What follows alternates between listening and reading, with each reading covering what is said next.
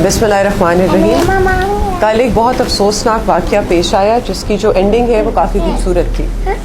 6:17 पे हमें कल कॉल आती है कि एक बच्ची जो है वो फालूदा वाली गली थाना जो इचरा की हदूद है उधर से किडनैप कर ली गई है।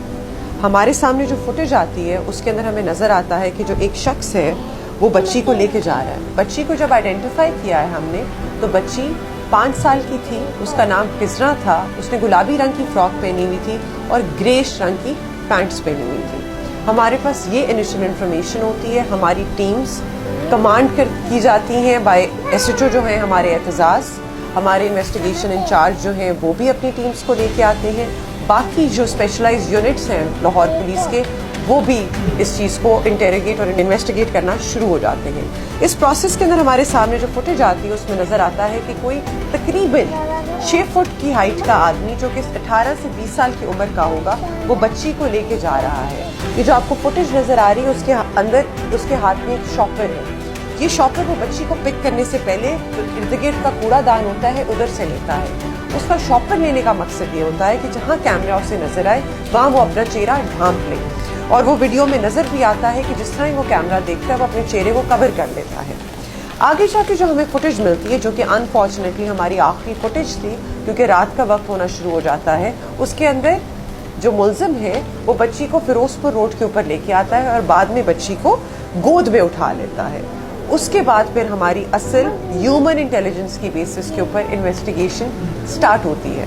ह्यूमन इंटेलिजेंस एक ऐसा एस्पेक्ट है जो आज के टेक्नोलॉजिकल दौर के अंदर हम काफ़ी दफ़ा इग्नोर कर देते हैं और यही सबसे इंटरेस्टिंग पार्ट बनता है इस केस का, जहां हमारे SHO साहब, हमारे यावर अब्बास जो हमारे अपर सबॉर्डिनेट हैं और उनके साथ कांस्टेबल्स पूछना स्टार्ट करते हैं इर्द गिर्द के बच्चों से कि क्या आपने ऐसा कोई शख्स देखा है।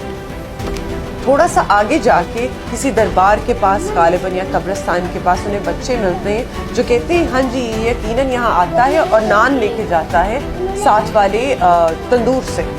वहाँ से ये आइडेंटिफाई करते हैं बंदे को, पता चलता है ये रिहायशी है वादत कॉलोनी का।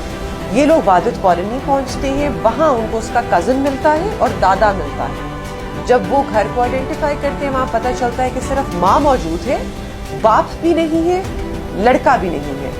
जब माँ से हम इनिशियली पूछते हैं तो वो सारी चीज़ डिनाई कर देती है कि उसे कुछ नहीं पता और कहती है वो अल्लाह लोग है और वो ज़्यादातर इसी तरह गायब हो जाता है। अब इस टाइम पे हमें ये है कि हमारे 8 घंटे जो गोल्डन पीरियड जिसको कहते हैं वो गुजर चुका है। बच्ची को वो जानी नुकसान भी पहुँचा सकता है। रात के 12 गालिबन 11-12 का टाइम है और क्योंकि सर्दियों की रातें शुरू हो गई हैं तो दुकानें भी नहीं खुली होंगी जिधर से हम बाकी कैमरास देख सकें। ह्यूमन इंटेलिजेंस की बेसिस के ऊपर बाद में कॉल आती है कि भाटी गेट के अंदर एक बच्ची जो है वो रिकवर हुई है। खादिम ASI जो हमारे साथ यहाँ मौजूद है वो कहते हैं कि जी हमें एक वीडियो मिलती है जिसके अंदर बच्ची के चीखने की आवाज़ आती है, तो नमाजी मस्जिद के करीब से बाहर भागते हुए निकलते हैं तो देखते हैं कि एक लड़का बच्ची को के साथ ज्यादती करने की अटेम्प्ट करने की कोशिश में है। तो वो इस बच्चे को, लड़के को जो हमारा एक्यूज्ड है, और बच्ची को हैंड ओवर कर देते हैं भाटी गेट। क्योंकि रात ज्यादा हो जाती है तो खादिम ये मुनासिब नहीं समझता कि एक छोटी बच्ची थाने में बैठे, तो वो एक बहुत मुहज्जब आदमी जो है मोहल्ले के, जो वाइस वहाँ के गालिबन चेयरमैन है, उनको बच्ची हैंड ओवर कर देते हैं। उनकी बेगम के पास ये सेफ कस्टडी में होती है, मुलजिम उनका थाने में मौजूद होता है। उतनी देर में SHO साहब, उनकी टीम और हम पहुँचते हैं भाटी गेट थाना। वहाँ हमें मुलजिम तो मिल जाता है, बच्ची नहीं मिलती। आगे जाके जब हम बच्ची को रिकवर कर लेते हैं तो उसकी फुटेज अलग से आपके साथ हम शेयर कर देंगे, लेकिन बच्ची सेफ एंड साउंड मिल जाती है।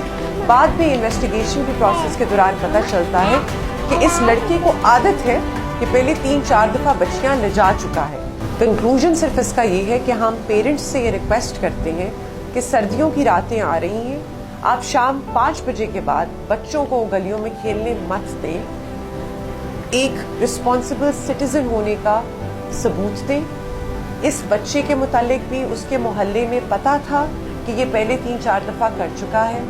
कसूर के इंसिडेंट में भी पता था कि वो पहले ये हरकतें कर चुका है। कोई फर्क नहीं पड़ता कि वो बंदा कहाँ से उठता है, कहाँ बैठता है, किस घर से ताल्लुक़ रखता है, किधर से नहीं रखता, क्या वो नमाजी परहेजगार लगता है, वो सब कुछ करता है या नहीं करता. अगर वो आइडेंटिफाई हो जाता है तो प्लीज़ पुलिस के नोटिस में ऐसे सारे इंडिविजुअल्स को लेके आएं ताकि वो पुलिस की वॉच लिस्ट पे हो और उन्हें पता हो कि अगर ऐसा केस किसी कम्युनिटी में हो जाए तो उन्होंने किन लोगों को सबसे पहले जाके आइडेंटिफाई करना है. Thank you so much.